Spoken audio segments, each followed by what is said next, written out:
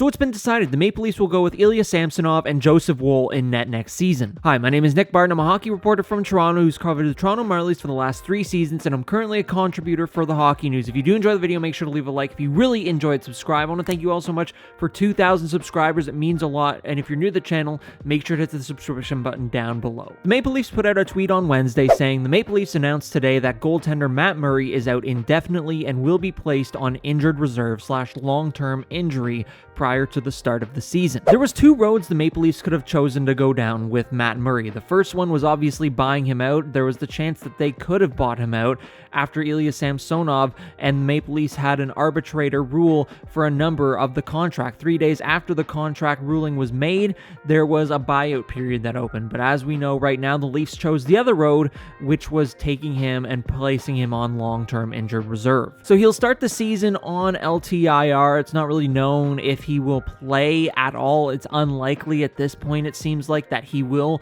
be getting into a game this season. It could mean his tenure with the Toronto Maple Leafs is over. And this from Cap Friendly is pretty interesting. Worth noting here that Matt Murray obviously being injured and going on long-term injured reserve indefinitely also means that the Leafs would not have been able to buy out him in the second window, even if they wanted to. You cannot buy out an injured player. They also went on to say, even with Matt Murray on LTIR, the Leafs exceed their LTIR relief by $2.1 million. Their cap hit is $95.9 million, cap space minus $12.4 million, and cap space with LTIR candidates minus $2.1 million, meaning they have minus $2.1 million in cap space, and they need to get to $0 or at least above that by the time the season starts. So essentially what we're seeing here is that the Maple Leafs are $2.068 million over the salary cap, and once the season begins, they got to get down to $0. And how they can do that,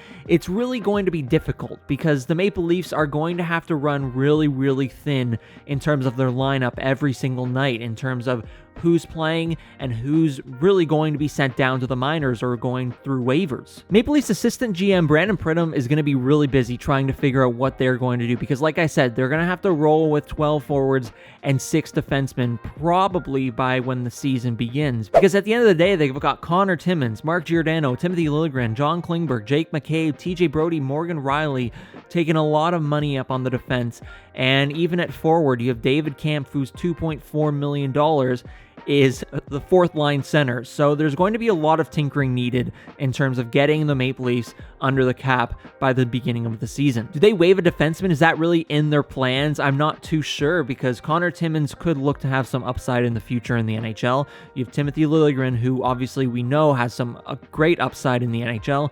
Mark Giordano, who's getting up there in age but is still valuable at $800,000. Jake McCabe, John Klingberg, TJ Brody, Morgan Riley. You're not waiving any of those players or getting rid of them unless it's through a trade. So this is going to be interesting. It's going to be really interesting what the Maple Leafs do here because at forward, even with David Kampf at $2.4 million, that's a lot for a 4th line center. And are they going to keep him there? That's a big question. I'm pretty sure they would. They're not going to change David Kampf after signing him in free agency, but maybe a guy like Sam Lafferty at $1.15 million. Maybe they find a cheaper option with Bobby McMahon, Pontus Holmberg. There's a bunch of different scenarios the Maple Leafs could go down in terms of getting under the cap, which is right now they're over the cap by $2.068 million. But I will say, looking into the future, it's nice to know finally that the Maple Leafs will have 2 goaltenders in Ilya Samsonov and Joseph Woll being the 2 guys in net, because a lot of uncertainty around Leafs Nation. It's not really too fun for the fans, not knowing where things are going, where things are headed with goaltending.